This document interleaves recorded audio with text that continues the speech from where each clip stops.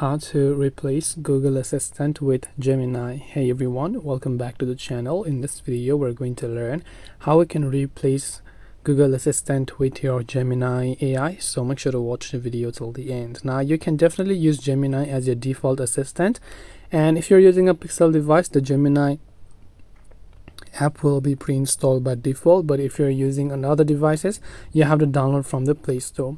So you can open up the Gemini app. Now by default, when you open it up, it will ask you to switch the assistant, but if not and you fail to do that, you can still do that by tapping the profile icon from the top right hand side, then simply going to the option called settings. Then from settings you can see digital assistants from Google, so it says choose between Gemini and Google Assistant. Select that, and from you want to simply select Gemini, and once done, Gemini will be set as your default assistant. So this way you'll be able to replace your Google Assistant with a Gemini, and next time you'll try to see that whenever, let's say that you're trying to open up your